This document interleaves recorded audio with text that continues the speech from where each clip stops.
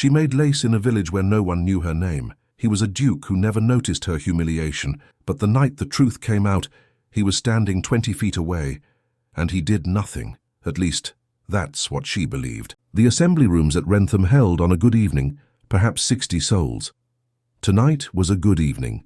The candles were lit to their best advantage, the musicians were tolerably in tune, and Mrs. Fairweather had worn the new Norwich silk she had been saving since September. Everyone noticed, everyone said something.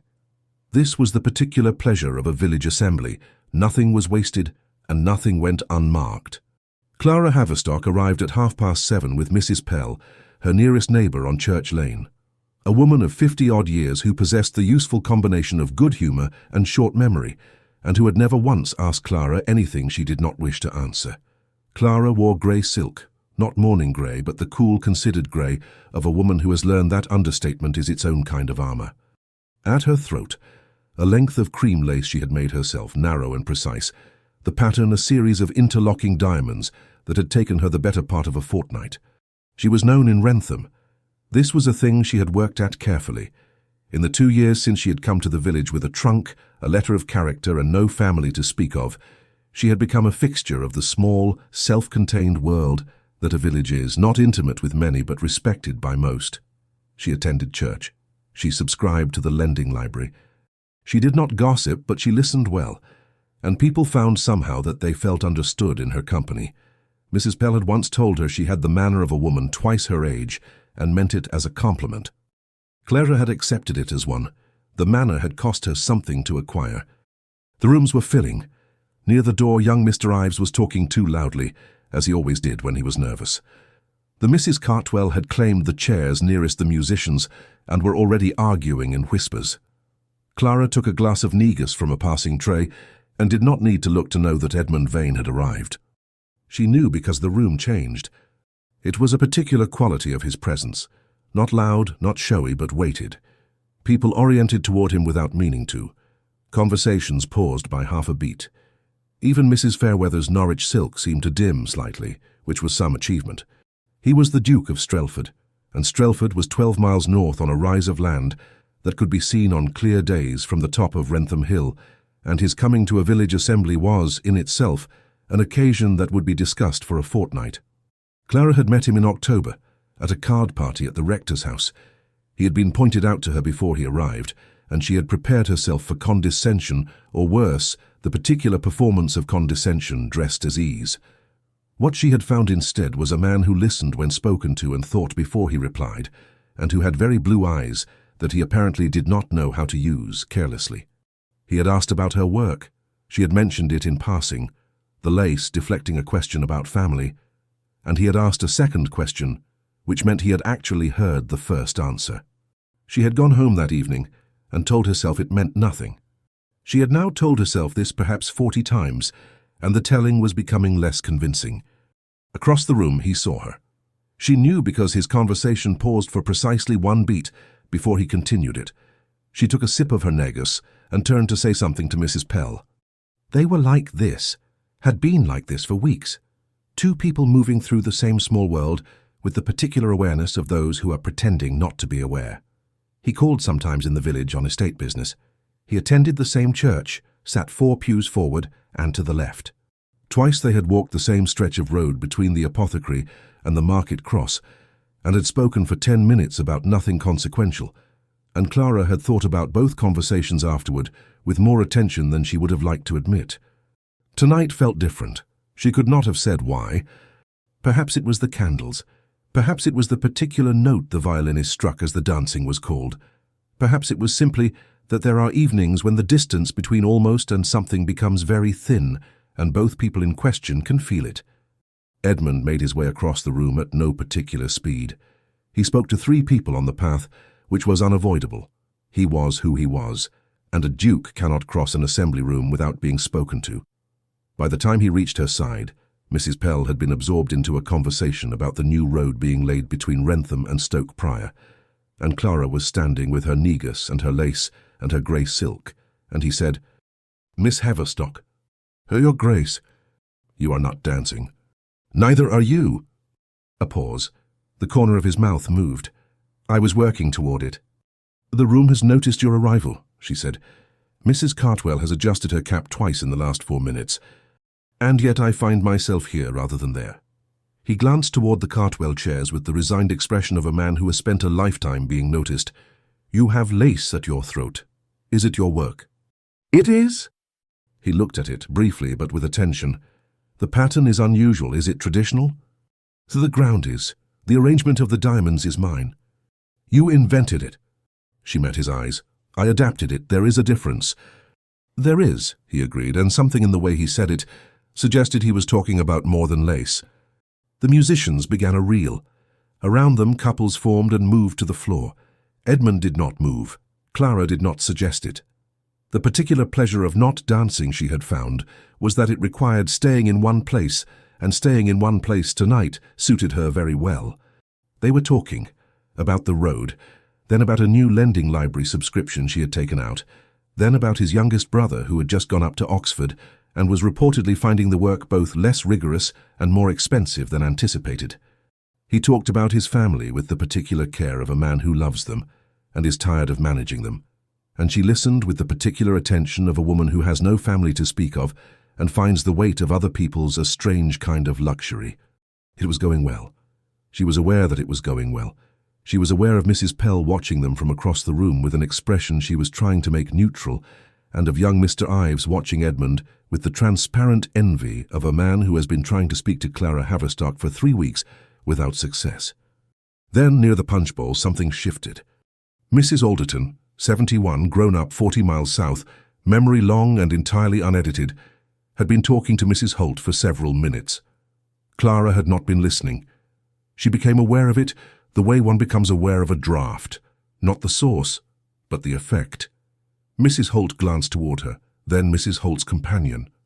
Then a slight collective adjustment, the way a room of people changes angle when something worth looking at has entered it. She caught a fragment only, carried to her by the particular acoustics of a pause in the reel.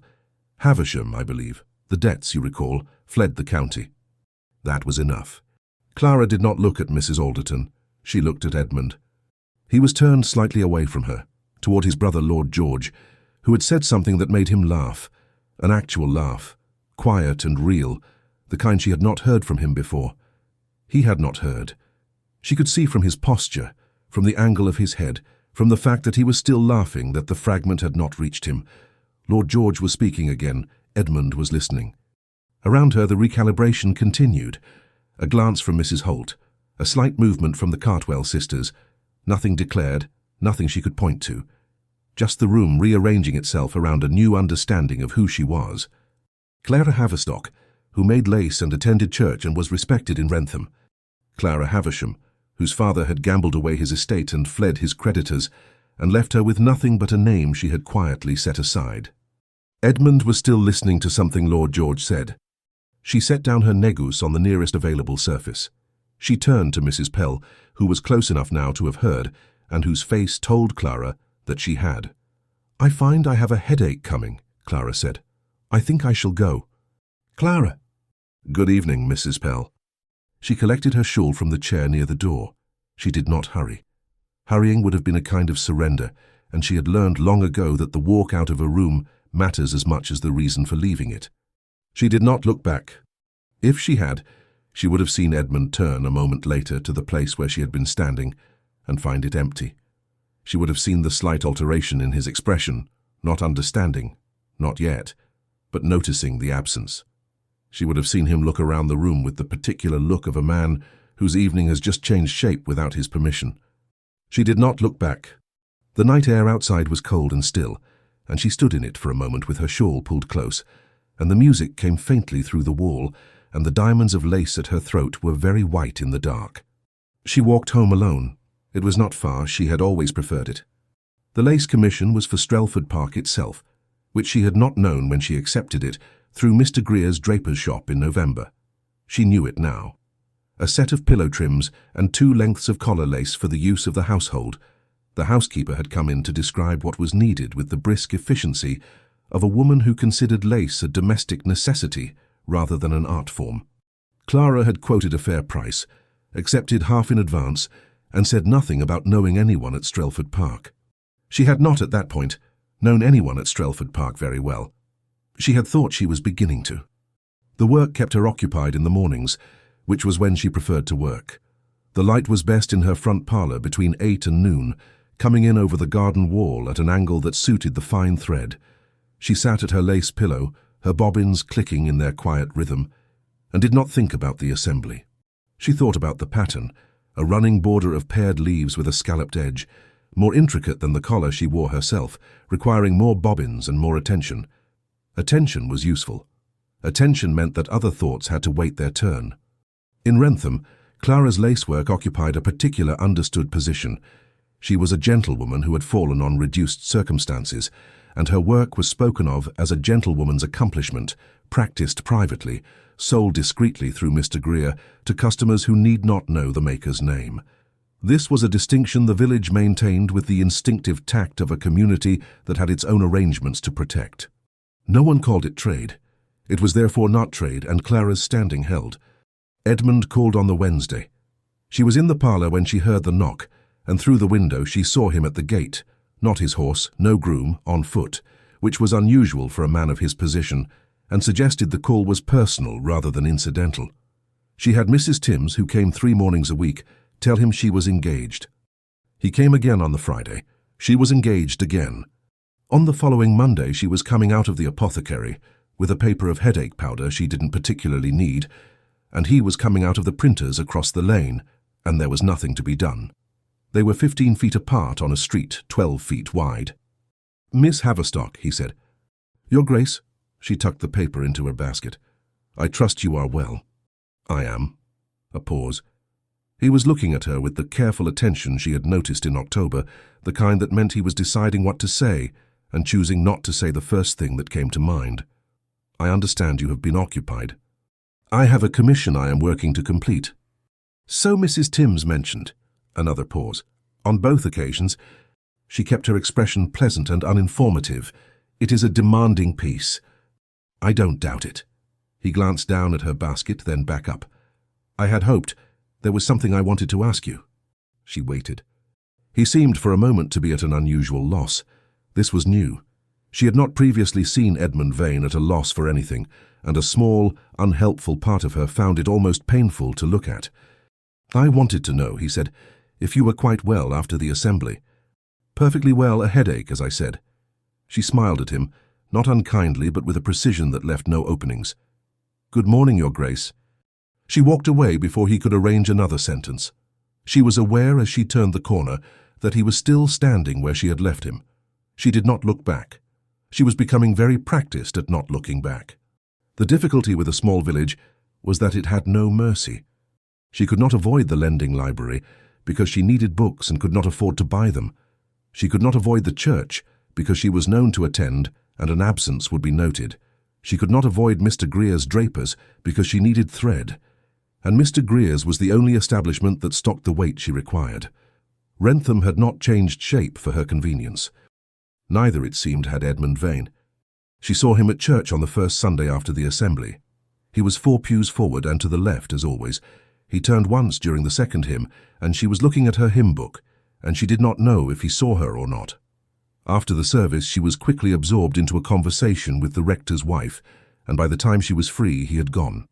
She saw him on Thursday at the lending library, where he was returning 2 volumes of parliamentary proceedings and borrowing something by Gibbon. He raised his hat. She inclined her head. He held the door for her. She thanked him. The exchange lasted perhaps 12 seconds. The village, meanwhile, had made up its mind about the matter of her name. This was not a malicious process. It rarely was, she had found. It was simply the village doing what villages do, which was to incorporate new information into an existing picture and adjust accordingly. Mrs. Holt, who had always been civil, was still civil, but with a fractional difference in warmth that Clara could have measured in degrees. The Cartwell sisters, who had never been particularly warm, were precisely as they had been. Young Mr. Ives, who was 23 and evidently cared nothing for the disgrace of a man he had never heard of, was, if anything, more attentive than before, which she found exhausting. Most people were simply the same. This surprised her. She had expected worse. What she had not expected was to miss Edmund's conversation as specifically as she did. Not his title, not his consequence, his actual conversation. The way he asked questions and listened to the answers, the dry precision of his humor. The evening at the assembly, the 10 minutes in the lane, the card party at the rector's. She had been cataloguing them without meaning to, and the catalogue was more extensive than she would have liked. She returned to the lace pillow and worked until the light failed. He found her in the lane again on a Tuesday in late January, this time not by accident. She could tell it was not by accident because he was walking from the direction of Church Lane, and there was nothing on Church Lane that would require a duke to travel it on foot in the middle of the morning. He had come because she was there. She stopped walking. It seemed discourteous not to. "You are working at home today," he said as a way of beginning. "Most days." "May I walk with you?" A pause. "I'm not going far." "That is not what I asked." She looked at him. He met her eyes, and the directness of it reminded her of October, of the card party, of the first time she had thought, and dismissed the thought, that this was a man worth knowing. "Very well," she said. They walked. The lane was frost-hardened, the hedgerows stripped to their bones in the January cold. He did not immediately speak, which she had noticed was a habit of his, the willingness to let a silence sit without filling it. Most people, in her experience, were afraid of silence. Edmund seemed to find it useful. After a moment he said, "I am told you have a commission from Strelford Park." "I do. A pillow trim set and 2 collar lengths." Mrs. Harding described what she wanted. "Very precisely." "She is precise." A pause. "It is good work you do. I mean that plainly, not as a thing to say." Clara looked at him. "I know the difference." "I thought you might." Another pause. "I should like to see it if you were willing to show it." She did not answer immediately. They had reached the turning toward Church Lane. "I am usually at the pillow between 8 and noon," she said, and was not entirely sure why she said it. He nodded. He did not press. He did not say he would come or when. He simply nodded, as though receiving information he intended to make use of at his own discretion. "Good morning, Miss Haverstock," he said. "Good morning." She walked on. Behind her, his footsteps turned back in the other direction, unhurried. She reached her door, unlocked it, hung her shawl, and sat down at the lace pillow with the intention of working. Her hands made 3 rows before she gave it up. He came on the Thursday. She was at the pillow when she heard the gate, and she had a moment, very brief, very controlled, of deciding whether to tell Mrs. Timms she was engaged. She decided against it. He came into the parlour with his hat under his arm and stopped when he saw the lace pillow. Really stopped, in the way people stopped before something they had not expected. The pillow was mounted on its stand near the window, the work pinned out in progress, the bobbins hanging in their ordered rows, and the pattern emerging pale against the dark pillow cover in a series of interlocking leaves that were, she knew, very fine. "May I look closer?" he said. "You may." He came to stand near the window. He examined the work without touching it, his hands clasped behind his back, and she watched him look at it, and thought that this was a man who paid attention to things that deserved attention, and that this quality in a person was rarer than it should be. "The leaves," he said, "they run into each other. Each one is also the beginning of the next. That is the nature of a running border. It seems like a great deal of patience. It requires a different kind of attention than patience.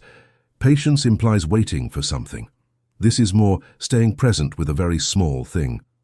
He turned from the pillow and looked at her with those blue eyes. "I think," he said, "that you are better at that than most." She did not answer. The bobbins hung still. Outside, a cart passed on Church Lane, and the sound of it filled the room for a moment, and then was gone. "I should leave you to your work," he said. "You have only just arrived." A pause. The corner of his mouth moved. "So I have." He sat down, in the chair across from hers, not the one closer to the fire, the one that kept a proper distance, and he set his hat on the window-sill beside him, the natural surface to hand, and she took up her bobbins, and they stayed like that for a while, her working, him watching, neither of them saying very much. The light shifted as the clouds moved outside. The bobbins clicked. It was, she thought, the most comfortable she had been in 3 weeks, and that fact was both welcome and deeply inconvenient. He left at 11:30 before Mrs. Timms came. He did not say when he would call again. He said, at the door, hat in hand, "The pattern is going to be very fine." "I know," she said. He smiled then, a real one. She had seen perhaps 3 of those. She closed the door and stood in the hallway for a moment, with her hand still on the latch, and told herself, without much conviction, that it meant nothing.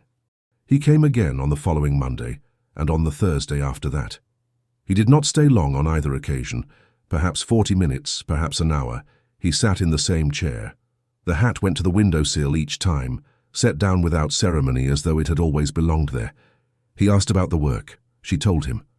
They talked about other things, his brother Lord George's ambition to read law, which Edmund thought practical, and his sister Lady Harriet thought beneath the family, which Edmund found exasperating.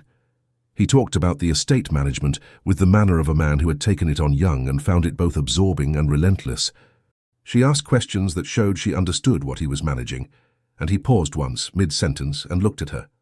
"You know something about estates," he said. "A beat. I have read about them." He accepted this, or seemed to. She returned to the bobbins. It was the closest she had come to telling him, and she had not told him anything. She did not examine this too closely. The closer he sat, the less she wanted to speak, and the less she spoke, the more she wanted to say. And the pattern of this was not one she recognized from the commission work, where the path was clear, and the hands knew what to do. Lady Harriet arrived on a Friday unannounced, in a travelling chaise that had evidently not enjoyed the January roads, and was deposited at Strelford Park in a mood that combined genuine affection for her brother with a freely expressed opinion of everyone and everything she had encountered since leaving London. Clara heard of this from Mrs. Pell, who heard it from Mrs. Harding's niece, who was briefly employed at Strelford and reported with enthusiasm. She did not meet Lady Harriet Vane until the Sunday. The church was cold, the sermon longer than usual, and afterward in the churchyard Lady Harriet found her, sought her out, Clara suspected, with purpose, and said she had heard of her from Edmund and wanted to meet her. Clara looked at a young woman of perhaps 23, with dark hair and light eyes, and the particular forthright manner of someone who has been told she is too direct and has decided to take it as a compliment. "He speaks of you quite often," Lady Harriet said. "For Edmund quite often is 4 times. "He has been kind enough to call," Clara said. "I have a commission from Strelford Park." "The lace, yes." Lady Harriet looked at the collar at Clara's throat with frank assessment. "Is that your work?" "It is." "It is very fine." She paused. He said that too, several times, for Edmund several times is twice. Clara kept her expression warm and even. "You are very close to your brother." "Someone has to be. He looks after everyone and no one looks after him, and he is very bad at asking for what he wants, which makes it necessary to pay attention." Lady Harriet said all of this as simple fact, without self-pity on his behalf. "He doesn't know I'm talking to you." "I had supposed not." "Good." Lady Harriet smiled suddenly and fully. "I shan't tell him either, but I wanted to see you for myself. He hasn't spoken of anyone like this in a very long time." Clara did not know what to say, and so she said nothing, which was sometimes the most honest answer. Lady Harriet stayed for 2 weeks, which was long enough to form very decided opinions about Wrentham, most of the people in it, and the particular question of what her brother was doing with himself. She called on Clara twice, uninvited, which Clara found she did not mind, because Lady Harriet was direct in a way that required no maintenance and asked nothing Clara was not prepared to give. On the second visit, Lady Harriet arrived in the middle of the morning with a small parcel of Berlin wool she wished to exchange at Mr. Greer's, and came in for tea while she waited out a shower of rain. She sat in the same chair Edmund used. Clara noticed this. They talked about London, about Lady Harriet's season 2 years prior, about the particular relief of a house party compared to a formal ball, because one could sit and read without comment. Then, with the ease of a woman who treats all subjects as equally available, Lady Harriet said, "What did happen at the assembly? Edmund has been in an odd temper since January, and I cannot get a sensible account of it." Clara was quiet for a moment. "Nothing of consequence." "He thinks something did." Lady Harriet looked at the lace pillow at the work pinned in progress. "He has been trying to call on you since that evening, and you have been not available." "I have been working." "Clara." Lady Harriet used her first name without permission, and apparently without apology. "I have been managing my brother's temper for the better part of 10 years, since our mother died, and he decided he was solely responsible for every living member of this family. Something happened at that assembly and it has made him unhappy, and he won't say what because he doesn't know. And I'm asking because I'd rather know than guess." The rain was light against the window. The bobbins were still. "There is not much to tell," Clara said. "Mrs. Alderton said something about my father, who he was, the family name." Lady Harriet was quiet for a moment.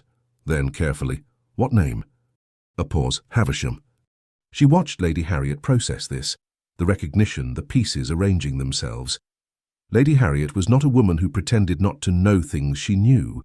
"Havisham," Lady Harriet said. "The man who... There were debts. He disappeared." "Yes." "That is your father." It was. Lady Harriet was quiet again. She was looking at the lace pillow with an expression that was not pity. Clara would have known pity, and it would have ended the conversation. It was something more like calculation, a woman working out the dimensions of a situation. "Edmund didn't know," Lady Harriet said. "It was not a question. He was not near enough to hear." Lady Harriet looked at her sharply. "You know he didn't hear." "I know he was laughing with Lord George when it was said. He was turned away. Yes, I know he didn't hear." "And yet you left." Clara looked at the window. The rain had softened. The room knew. In another 10 minutes he would have known too, and I did not want to watch his expression change in front of 50 people. Lady Harriet was very still. Then she said, "Oh, that was not about his not defending you. That was about—" "It doesn't matter what it was about," Clara said. "I have managed." "You have managed," Lady Harriet agreed, and the phrase in her mouth was not dismissal. It was a kind of acknowledgement of what managing costs. She rose to go, and at the door she turned. "He does not know what name was said. He knows something happened.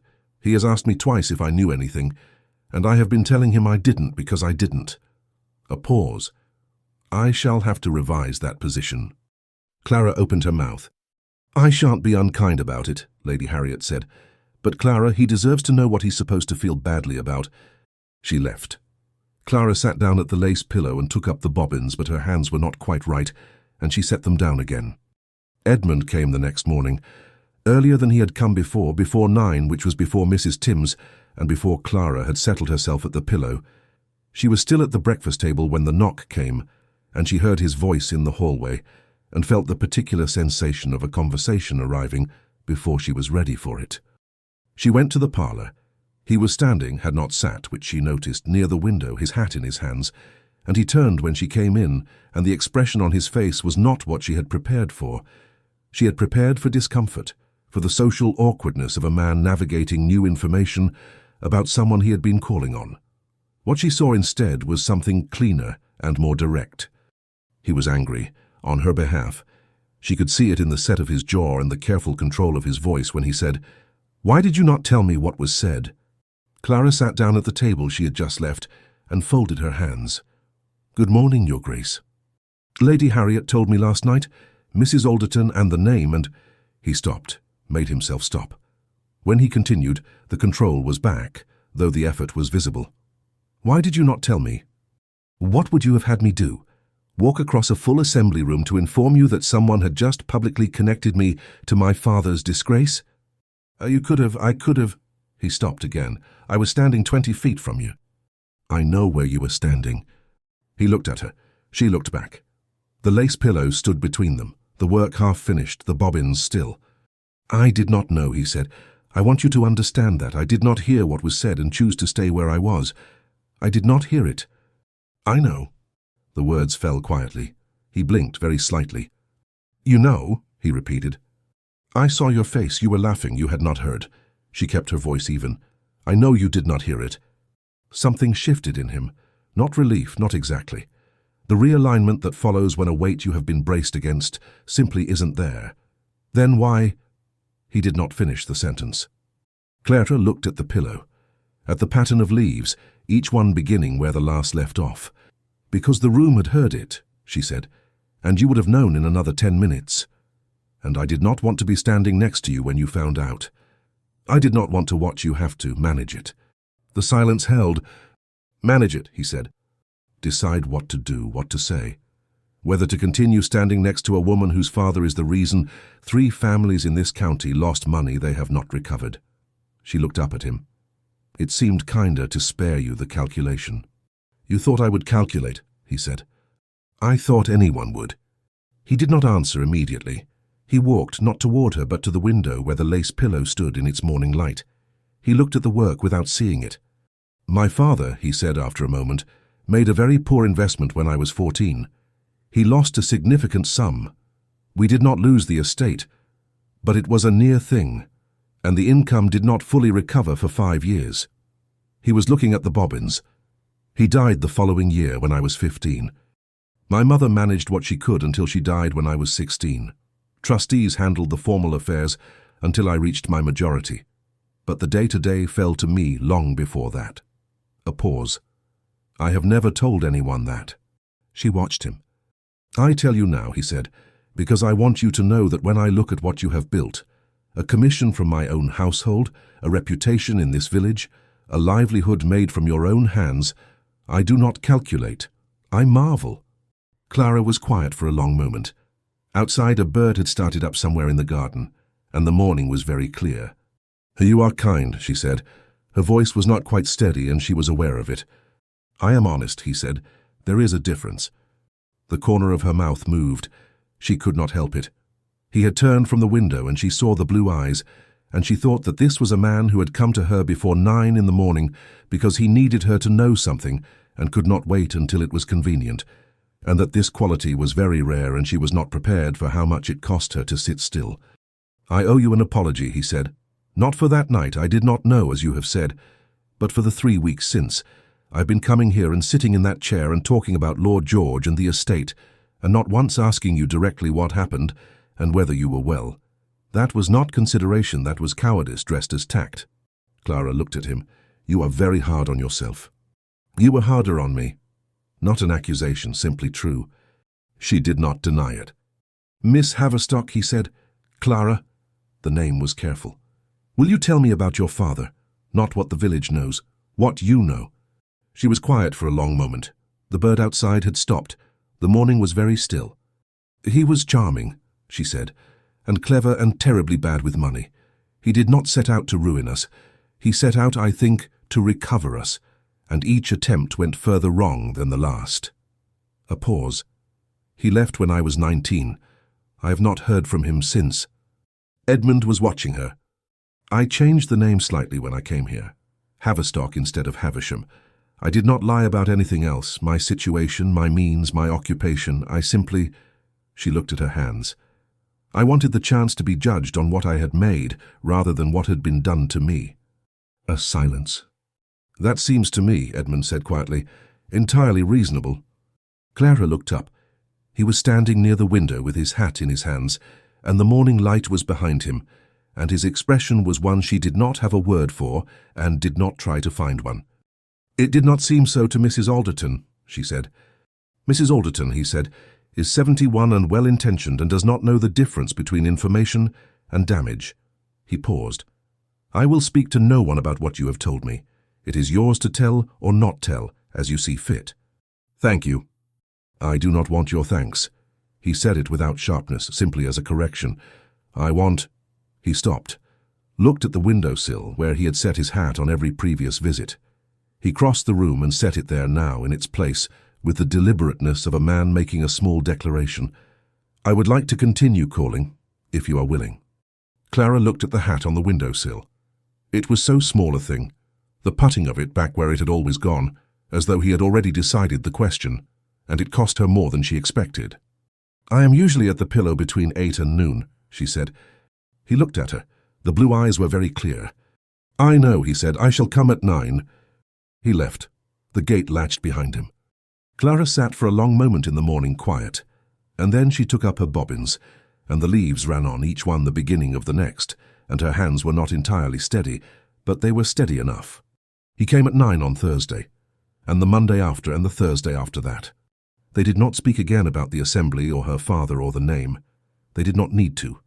The conversation had done what it needed to do, not resolved everything, but cleared a path through, the way a frost clears a track that the mud had obscured. He talked about his sisters. She talked about the commission. He read sometimes. He had taken to bringing a book, which occupied him while she worked and removed the slight awkwardness of being watched, and occasionally he would read aloud a passage that struck him, and she would answer from the pillow, and they would disagree with great courtesy and occasional precision about whatever the passage contained. She discovered that he had opinions about things he did not express in company, and that when he expressed them to her, they were worth hearing. He discovered, she suspected, that she was not gentle when she disagreed with him, and that he found this more welcome than he expected. The commission grew. The collar lengths were nearly finished. The pillow trim had 3 inches left to run. The hat, she noticed, went to the windowsill every time without ceremony, as though it had always been the proper place for it. She did not move it. The commission was finished on a Tuesday. Clara lifted the pillow trim from its pins, with the care she always used at the end of a piece. Not sentiment, simply discipline, because the last handling was as important as the first, and she had learned this the hard way, with a collar length 3 years ago that had acquired a permanent crease in its final inch. She laid the trim across the dark cloth she kept for the purpose, checked the edge, checked the scallops, checked the join where the pattern repeated. It was very fine work.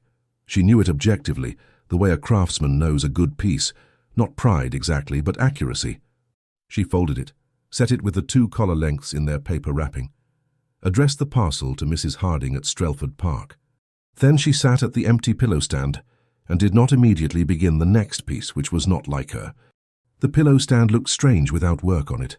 The bobbins were wound and ready, the pricking for the next pattern pinned in place, a commission from a solicitor's wife in the next village, a length of edging for a christening gown, simpler work than the Strelford piece. She should begin. The light was good. There was no reason to sit looking at an empty pillow as though it owed her something. Edmund was coming at 9 on Thursday. The Strelford commission would be gone by then. He had watched it grow for 6 weeks, 1 careful inch at a time.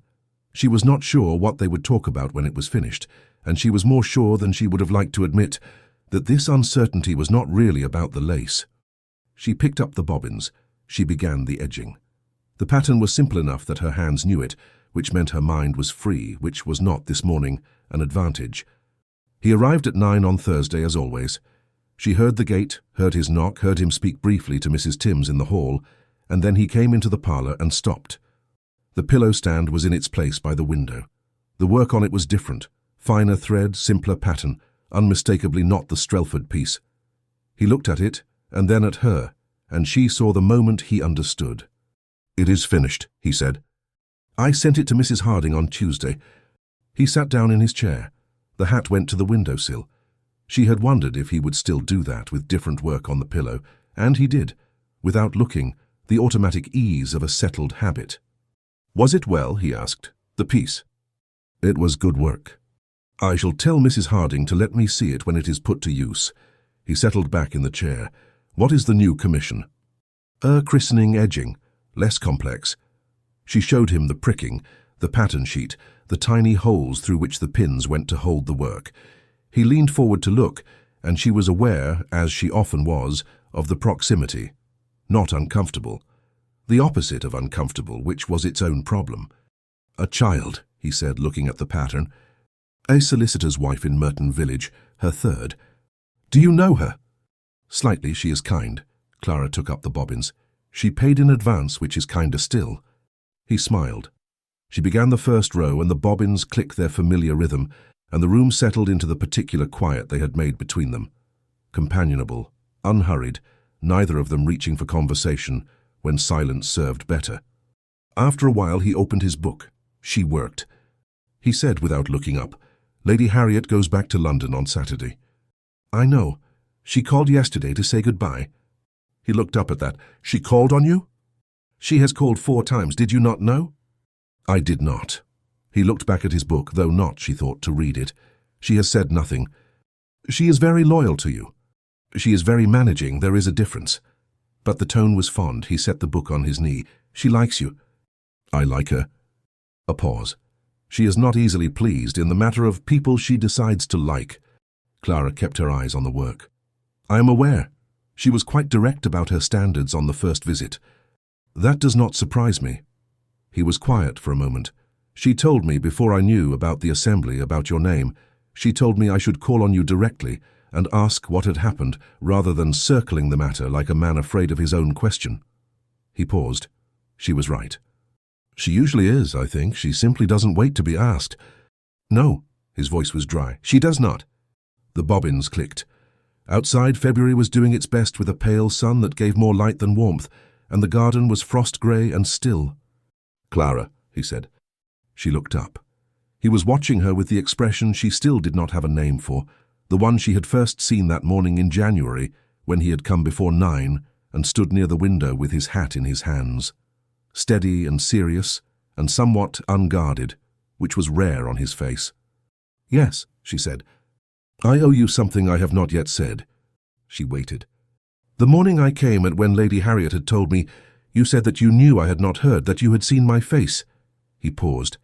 "I have thought about that. You saw that I was oblivious. And yet when I came to you angry on your behalf, you told me immediately that I was not to blame." He looked at her steadily. "That was generous. More generous than I had deserved in the preceding 3 weeks. You came," she said, "before 9. That counted for something. I should have come sooner. You didn't know what you were coming about. I knew something had happened, and that you were keeping me at a distance and that it was not without cause. I should have asked directly instead of sitting in that chair for a fortnight pretending the commission was the reason." Clara looked at him. The commission was partly the reason. It was not the whole reason. "No," she agreed, "it was not." The admission held in the room between them. She returned to the bobbins, though she did not quite resume the pattern. Her hands were doing something close to the right motion, without fully committing to it. The click of the bobbins was slightly uneven. Edmund was quiet for a moment. Then he said, "You could have defended me. Against your own assumption of my reaction, I mean. You could have waited and let me respond before deciding what my response would be." She looked up sharply. His expression was not accusatory. It was careful and honest, and there was a gentleness in it that made the words more pointed, not less.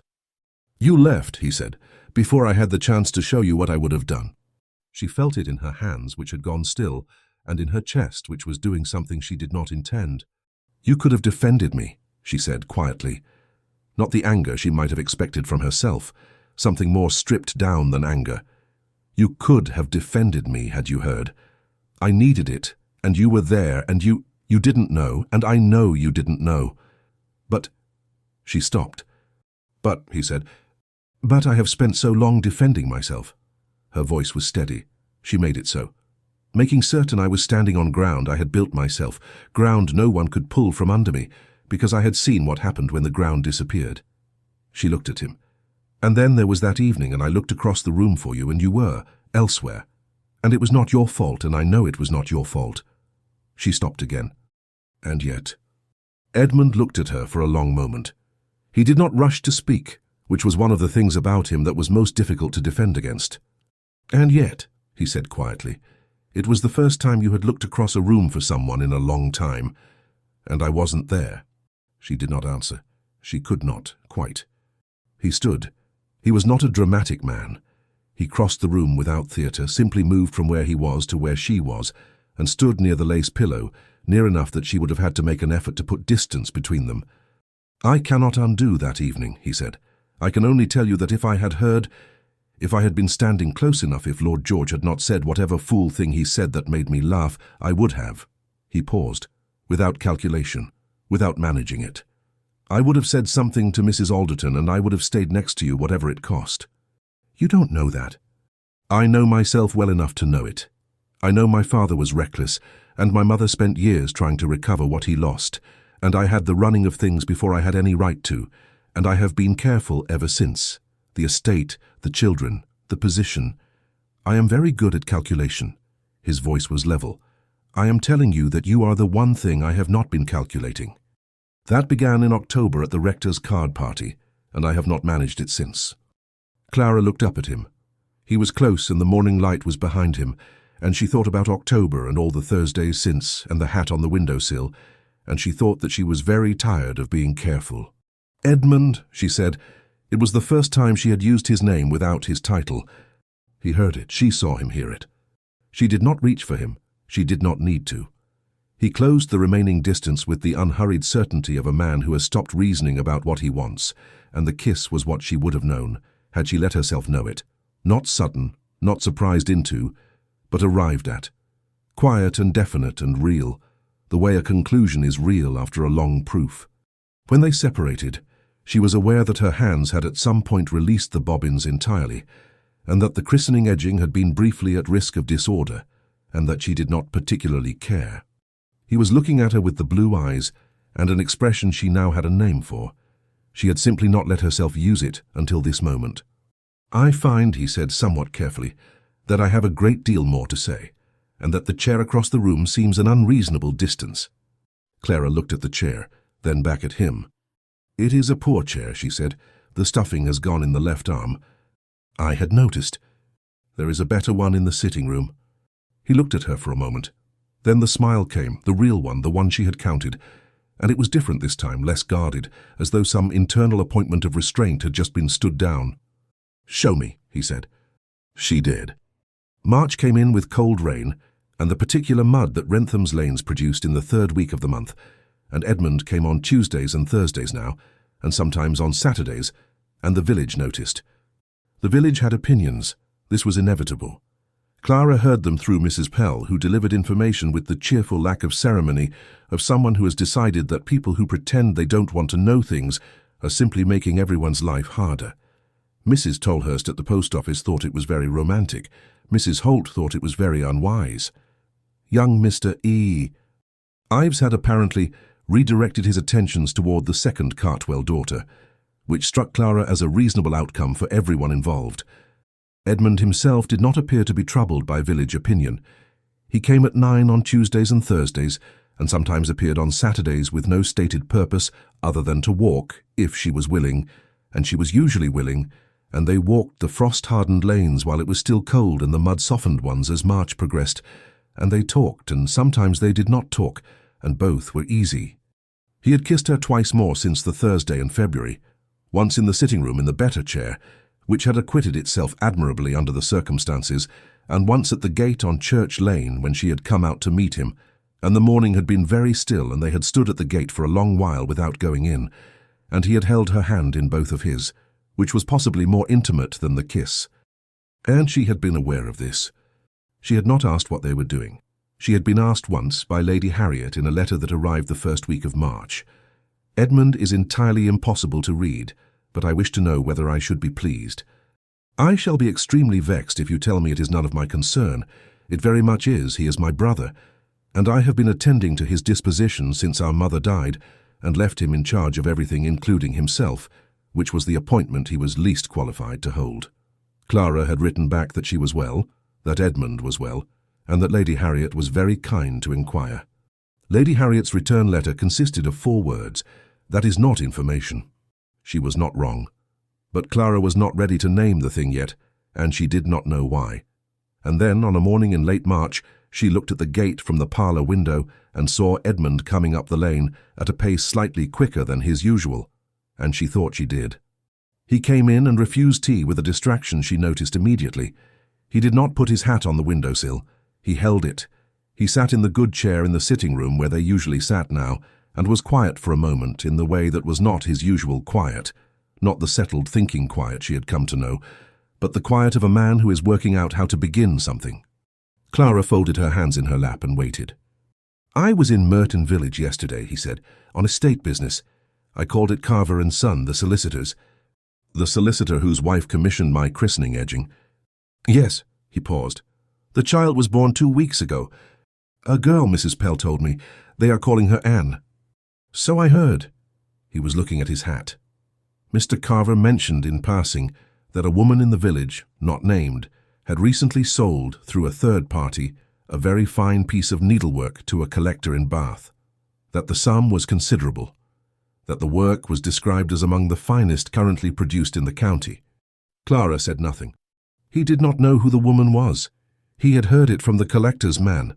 Edmund looked up. "I know who the woman is." "You might be wrong." "I am not wrong." He set the hat on the arm of the chair, the nearest surface to hand in this room where the windowsill was across the parlour. "The Strelford Commission. You sent it to Mrs. Harding." "I did. That is where it is." "And before it, and after it, and the commissions before you came to Wrentham." He was watching her with a particular steadiness. "You have been building something larger than I understood." Clara looked at him calmly. "I have been building exactly what I said, a livelihood. A reputation. A business, almost, though you would not call it that because to call it that would draw a kind of attention you do not want. He paused. I am not criticizing. I am telling you I see it. She did not answer for a moment. Then, why does it matter? He was quiet. Outside, the March rain had stopped and the garden was very wet and bright in the sudden sun.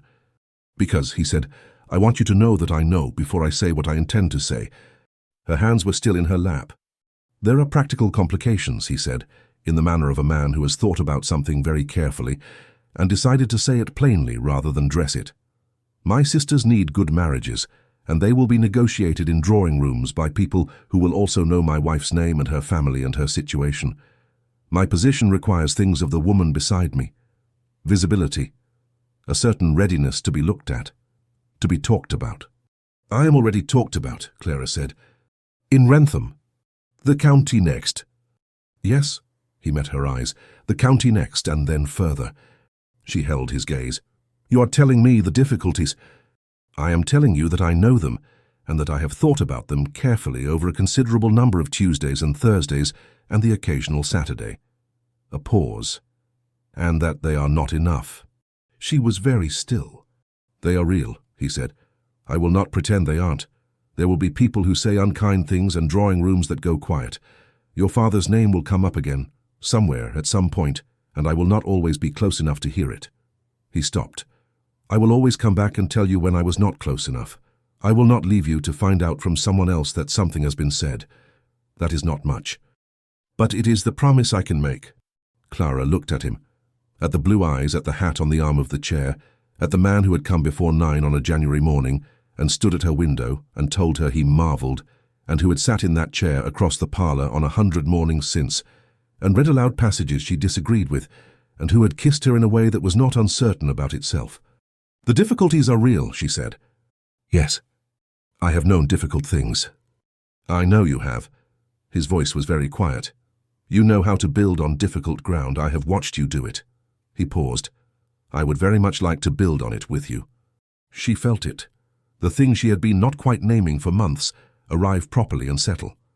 Edmund, she said. Clara. He did not move from his chair, but he leaned forward, his forearms on his knees, and the distance between them was very small, and the morning was very bright. Will you do me the honour of becoming my wife? Not because it is sensible, or because the position requires a duchess, or because Lady Harriet will otherwise be insufferable about it, though she will, but because I have not been at ease on the Thursdays you were not available, and I have not wished to be anywhere else on the Thursdays you were, and I hold you in greater esteem and affection than I have ever held anyone in my life. The rain had left the garden very green. A bird was doing something cheerful in the apple tree. Yes, she said. He looked at her. Yes, she said again, quite clearly, in case the first one had been too quiet. I will marry you. He crossed from his chair to hers in 2 steps and sat beside her on the settee and took her hand, both hands as he had at the gate in February, and she looked at their hands, and then at his face, and found him watching her with an expression so unguarded it was almost hard to look at. She looked at it anyway. Lady Harriet will be insufferable, Clara said. Completely. I find I don't mind. No, he said, neither do I. He raised her hands briefly, a gesture that was not quite a bow and not quite a kiss, but something between the two that suited him better than either, and then he simply sat beside her in the morning quiet, and the bird in the apple tree continued its business, and it was, she thought, very good. She wrote to Lady Harriet that afternoon. The letter was 3 sentences. I am well, your brother is well, it is your concern after all. Lady Harriet's reply arrived in 4 days, which was the fastest the post had ever managed. It contained a great quantity of underlinings, a declaration that she had known it since January, and the single word, finally, repeated with emphasis 3 times. Edmund told Lord George the same week, over dinner at Strelford, and Lord George, who was 20 and at Oxford, and had opinions about everything, said he thought it was an excellent idea, and could he have the east bedroom made up for his next visit, because the current one faced north and was unconscionably cold. Edmund found this response so thoroughly characteristic that he laughed, which was, Lord George said afterward, more than he had seen Edmund laugh in the preceding 3 years, and which made up, he felt, for the bedroom. Lady Margaret, who was 17 and romantic, wept with satisfaction for 10 minutes, and then asked if she might have a new dress for the wedding, and Edmund said yes, and she recovered immediately. The youngest, Lady Louisa, aged 15, asked whether Miss Haverstock would be living at Strelford, and when told yes, said that was good because the household needed someone with sense. Edmund reported all of this to Clara on the following Thursday, and she listened with the expression she used when she was trying not to laugh, which he had identified several weeks ago as the slight pressing together of her mouth at the right corner. "Lady Louisa is my favourite," Clara said. "She is everyone's favourite.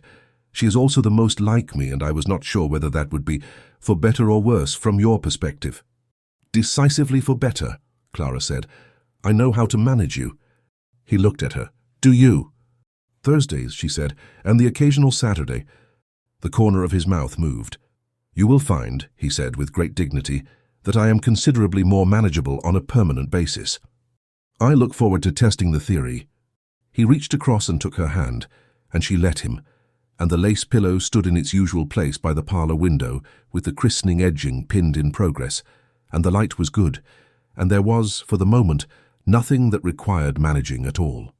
2 years later, the parlour on Church Lane was someone else's. Clara did not miss it exactly. She had been careful about it, had expected to miss it more than she did, but the truth was that what she had built on Church Lane was not the parlour or the pillow stand by the window or the particular angle of the morning light. It was the work itself, and the work had moved with her. The lace pillow stood now in the south-facing room at Strelford, that Edmund had designated hers without asking whether she wanted one, simply on the evident logic that she would, and had furnished with good light and a writing table and the armchair from the Church Lane sitting room, which he had arranged to have brought because she had never mentioned it, and he had noticed anyway. The east window gave onto the kitchen garden. In summer it smelled of herbs. In winter it was where the sun came first. She was at the pillow on a Tuesday in November, working a length of point lace that was not a commission, or not quite. A collector in London had expressed interest through a dealer, and she had written to say she would consider it, which was a thing she had not done 3 years ago, when the collector in Bath had purchased the Strelford piece through Mr. Greer, without knowing her name. The distinction pleased her. She was not sure yet whether to sell it. Edmund appeared in the doorway at 10:30, which was unusual. He was generally in the estate office on Tuesday mornings, occupied with his land agent in the particular form of productive argument that constituted their working relationship. "Jameson has gone to Shrewsbury," he said by way of explanation. "A family matter. I hope it is nothing serious. His mother is well, his brother is not, I think, but well enough." He came in and sat in the armchair, his armchair now as settled in its place as the pillow stand was in its own, and looked at the work. "What is that one?" "Point de Paris ground with a Flemish-style flower. The collector wants something with continental influence." "You have not decided whether to sell it?" "I have not decided." He looked at the work for a moment. "It is the finest thing you have made." "I know." "Then don't sell it." She glanced at him. "The sum is considerable." "The sum is not the point. You know what you should do with it." She looked at the work, at the flowers emerging laborious and intricate from the ground of threads. He was right, which was irritating, and she knew it, which was more irritating. She would keep it. She had known she would keep it since the second row. From down the hall a sound, brief, decisive, indignant. The sound of a small person with an opinion. Edmund stood without appearing to decide to. It was a new quality in him, this instantaneous orientation, this readiness. She had not known he possessed it until 5 months ago, when it had arrived apparently fully formed. She found it still unexpectedly moving. "I'll go," she said. "You are working." "The lace will wait." She set down the bobbins and stood. "The lace is very patient. It is one of its best qualities." He smiled, the real one, which she no longer counted because it came too often to count. He followed her into the hall, which meant he was coming anyway, and they went together down the corridor to the small room with the yellow curtains that caught the afternoon sun. Their daughter was awake and had views about it. She was 5 months old and called Frances. They had agreed upon the name at her christening, with the quiet certainty of 2 people who had already decided everything that mattered, and no ceremony beyond that had seemed necessary. She had Edmund's eyes exactly, which was something Clara had not anticipated, and which still occasionally stopped her breath. Edmund lifted her with the ease of practice. The man who had managed an estate at 16, who had arranged his younger siblings' lives like a general, who had not, he had once said to Clara, been free in the way other men were free. She had learned in 2 years that freedom was more complicated than she had understood at 19. It was not the absence of obligation. It was the willingness to choose the obligations that were yours. Frances regarded her father with the focused intensity of someone conducting a serious assessment. "Well," Edmund said to her gravely, "good morning." Frances made a sound that was not quite a word. It had been not quite a word for 3 weeks now, approaching it from various angles. "She is working up to something," Clara said. "She has been working up to something since September. She gets that from you." He looked across the small room at her, over Frances's head. The tendency to take a great deal of time before saying what one means. "The tendency," Clara said, "to make certain first." He held her gaze for a moment. Outside, November was making a thin attempt at sunshine, and it came through the yellow curtains and made the room warm and bright, and Frances had decided to suspend her assessment and was now examining Edmund's cravat pin with focused interest. And Clara stood in the doorway of the yellow room and thought about the assembly at Wrentham and the grey silk and the lace at her throat, and the morning before 9 when a man had come to her window, and all the Thursdays since. She thought, this is what it came to. Not as consolation, as plain fact. The ground that had disappeared at 19 had been rebuilt, slowly and by hand, into something she had not known she was building. And then this. Edmund was saying something quiet to Frances, who was too young to understand it and entirely certain of its relevance to her. Clara went in and sat on the edge of the chair near the window, close enough to be present. She picked up the small piece of work she kept in this room, not the point-de-Paris, not anything with a commission or a deadline, a simple length of plain ground lace, worked in the evenings or the early mornings when she could not sleep. Habit and comfort.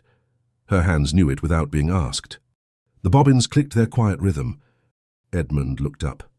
"Still at it," he said. "Always," she said. He settled Frances against his shoulder, and the baby made a sound of satisfaction, and the November sun came in through the yellow curtains, and the lace ran on, the same patient motion, each thread the beginning of the next, the pattern building from what had come before. Clara worked and did not need to count anything.